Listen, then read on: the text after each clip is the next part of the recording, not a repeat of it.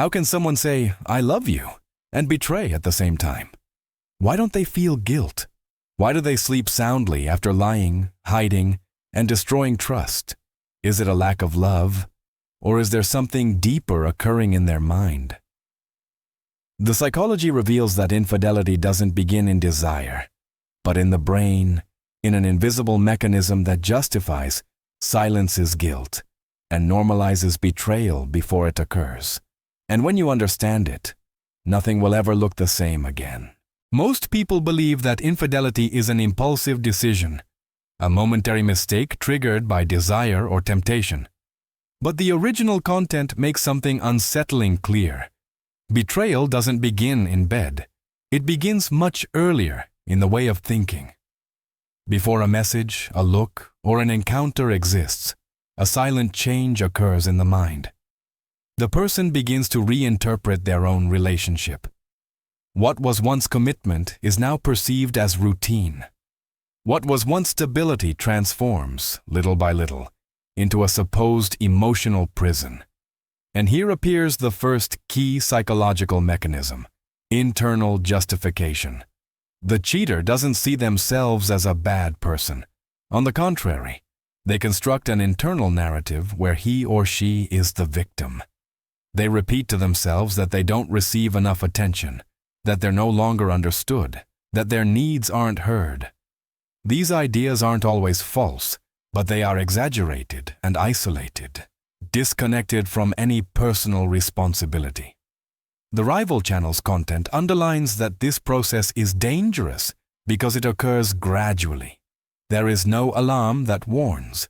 There is no clear line that is crossed all at once. Everything slides slowly into a gray zone where betrayal starts to feel acceptable. At this point, the second fundamental element appears: emotional disconnection. To be able to betray without collapsing from guilt, the mind needs to separate emotions.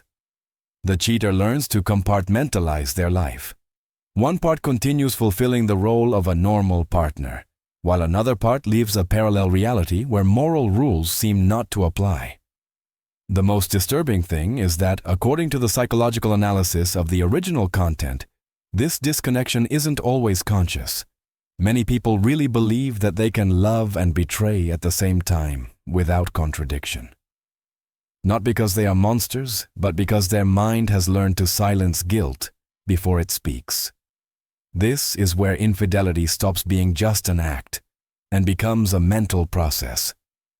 A process that, once initiated, tends to reinforce itself. Every little lie facilitates the next. Every justification makes the betrayal seem less serious. And when the act finally occurs, psychologically, everything was already decided from much earlier. And this is the question that opens the next part. If the mind is capable of normalizing betrayal, what other invisible mechanisms come into play to keep it a secret? Once the betrayal has been internally rationalized, an even deeper and more dangerous mechanism comes into play: conscious self-deception. The original content explains that the human mind doesn't only lie to others, but first needs to lie to itself to be able to sustain the double life without emotionally collapsing. The cheater begins to reinterpret reality. Objective facts lose importance compared to the emotional narrative that has been built. They no longer ask themselves if what they are doing is right or wrong, but if it feels fair. And when emotion becomes the judge, morality ceases to be a clear limit. Here, a recurring psychological pattern appears: minimization. Deception is not defined as betrayal, but as something unimportant, just messages, just a conversation, just venting. Each word softens the actual impact of the act. The mind reduces the weight of the action to avoid the pain of recognizing oneself as guilty. The rival channel's content points out that this process doesn't happen all at once. It is progressive and silent. The person gets used to living with small internal inconsistencies. And the more time the secret is kept, the harder it becomes to admit the truth, even to oneself. Another key element is emotional comparison. The cheater starts to constantly compare how they feel with their official partner versus how they feel with the third person. This comparison, without context or responsibility, always favors the new, the forbidden, what doesn't demand commitment. The mind ignores that this intense emotion is not love, but novelty and escape. To sustain this imbalance, the person creates a very clear internal division. On one hand, real life, with obligations, problems, and routine. On the other, emotional life, where they feel validated, desired, and understood. This division allows the guilt to remain suspended in an ambiguous space where it isn't faced directly.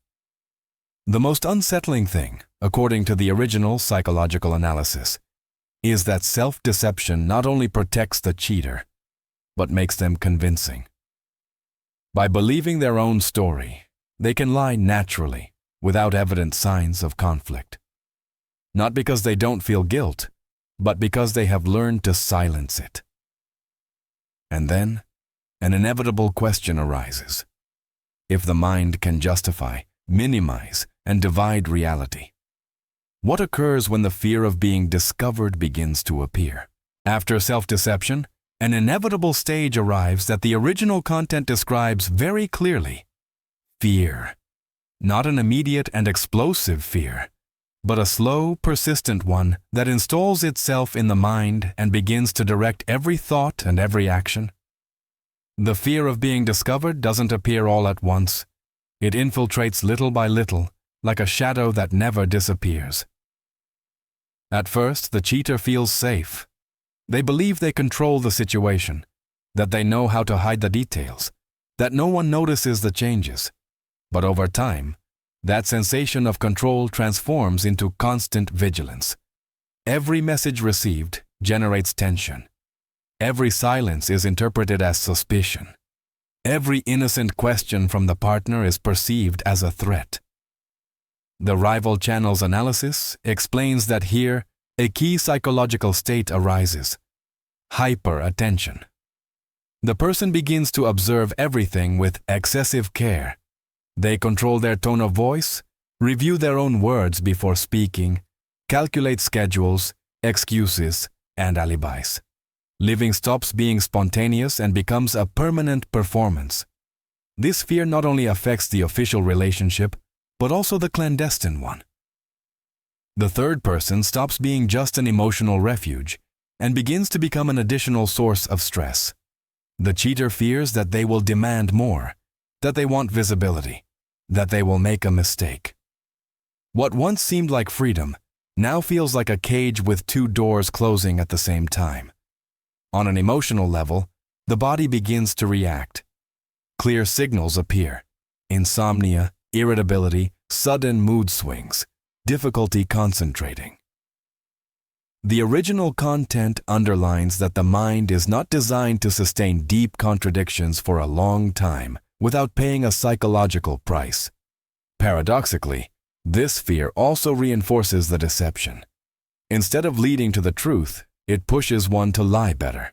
Explanations become more elaborate, justifications more detailed. And the more complex the lie is, the more trapped the person remains inside it. The most tragic thing about this phase is that the cheater no longer acts moved by desire, but by panic. They don't cheat to feel good, but to prevent everything from collapsing. Betrayal stops being a choice and transforms into a desperate reaction. And then the breaking point arises that the original content leaves in suspense. When fear outweighs pleasure, when anxiety weighs more than emotion. What path does the human mind finally choose? Having reached this point, the original content is very clear. The double life begins to crack. Not because someone has discovered the truth yet, but because the human mind has a limit. Sustaining two versions of oneself for too long requires an emotional energy that ends up being exhausted. The cheater no longer only lies outward, they also lie inward. They convince themselves that everything is under control, that they can keep going without consequences, that the situation is temporary, But deep down, a constant feeling of wear and tear appears. Living in two parallel realities causes a silent internal fracture. The rival channel describes this phase as the beginning of psychological disintegration. The person begins to get confused with their own stories. They forget what they said to whom, mix up dates, contradict previous versions. Every mistake, no matter how small, increases the internal pressure. Fear is no longer just about being discovered, but about making an irreversible error. Here, a significant phenomenon arises: loss of identity. The cheater no longer knows clearly who they really are. At home, they act one way, outside in a completely different way. Over time, both versions start to feel fake. Even moments of solitude become uncomfortable because there is no authentic me to return to. The original content underlines that in this stage, a deep emotional distancing appears.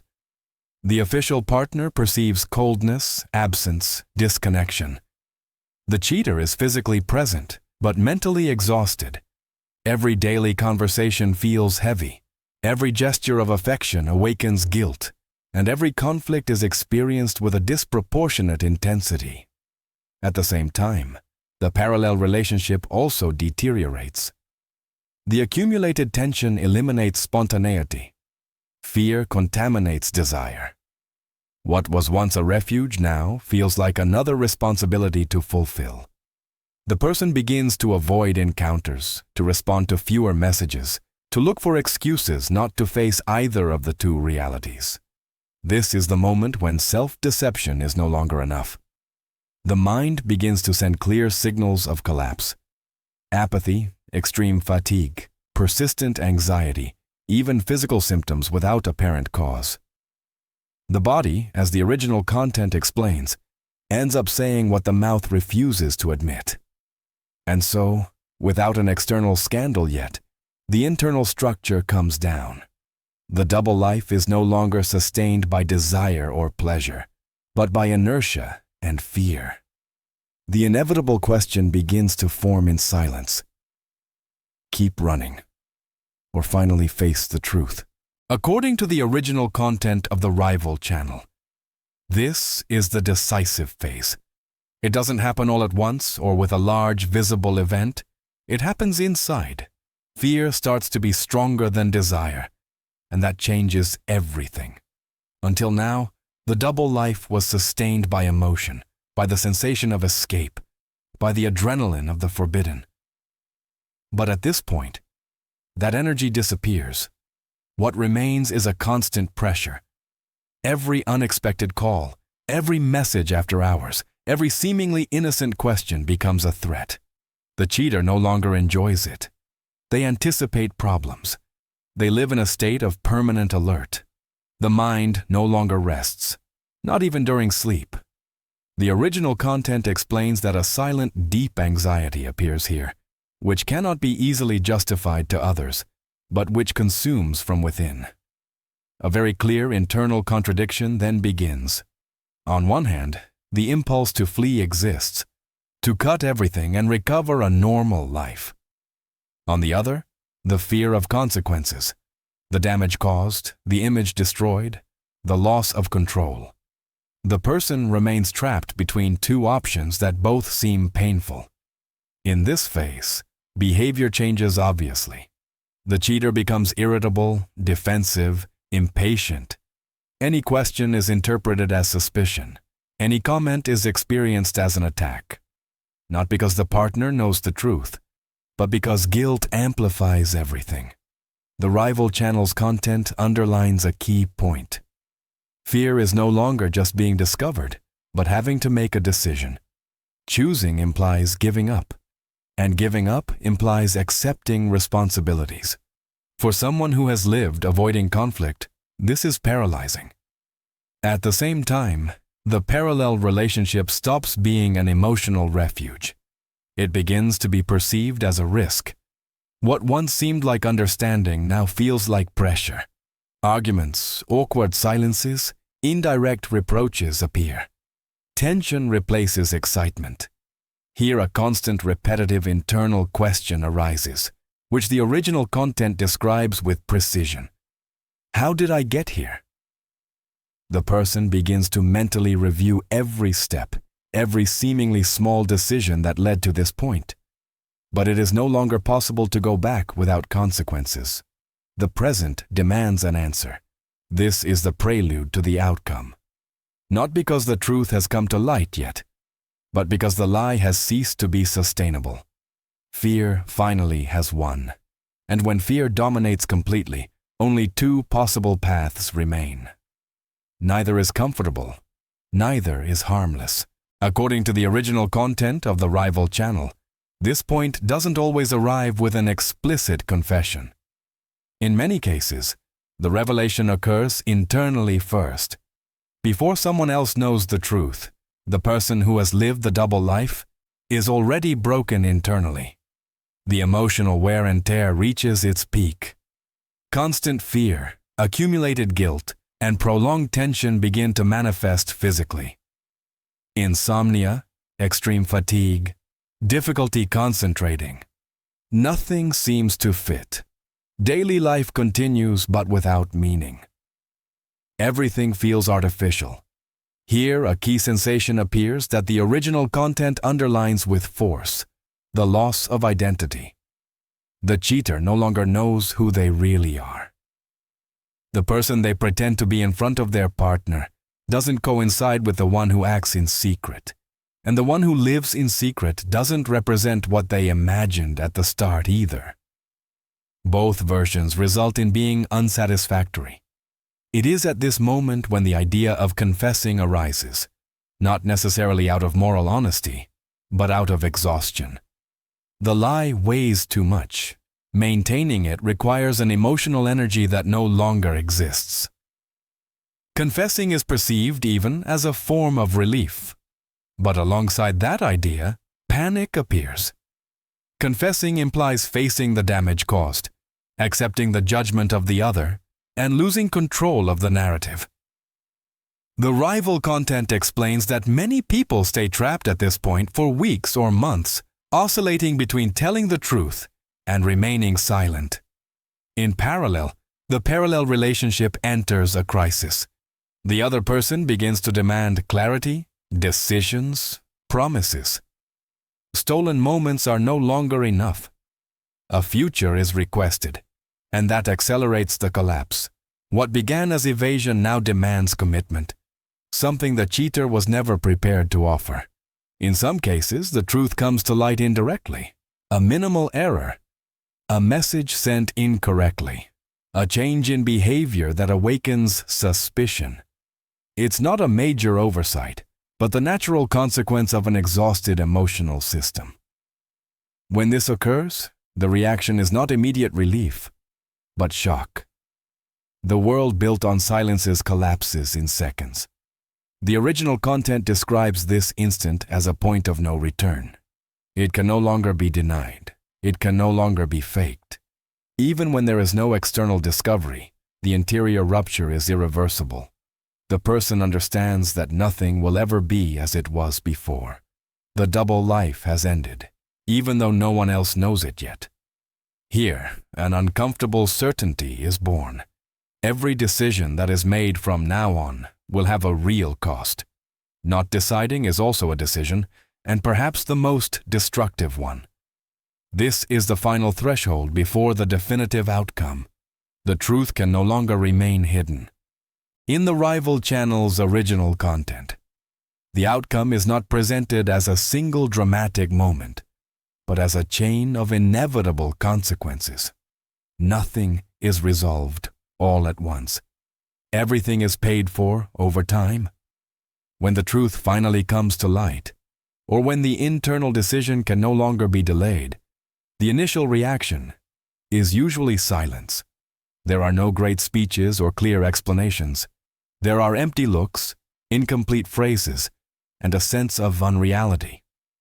The person who discovers the truth doesn't understand yet what has happened, and the one who has hidden it doesn't know how to justify the unjustifiable.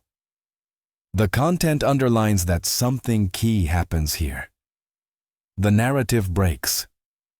For a long time, The cheater had controlled the story, deciding what to show and what to hide. Now that control disappears. Every word can be used against them. Every past memory is reinterpreted under a new light. For the affected partner, the blow is not only the betrayal, but the rewriting of the past. Moments that seemed real now feel fake. Promises that seemed sincere lose value. Trust is not broken immediately, it is eroded brutally and permanently. In many cases, regret appears.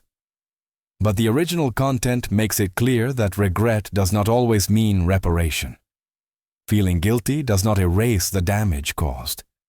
Asking for forgiveness does not guarantee that the other can move forward. And accepting guilt does not return the time lost. If the relationship ends, there is no sense of liberation. On the contrary, emptiness appears. The person who lived the double life discovers that what they were looking for does not fill the space left by what was lost. The parallel relationship, if it continues, now faces everyday reality, without the mystery or the adrenaline that sustained it. And many times, it doesn't survive either. If the relationship tries to rebuild itself, the process is slow and painful. Nothing is spontaneous anymore. Each gesture is observed, each word questioned. The rival content insists that trust, once broken, never returns in its original form. It can be transformed, but not be the same.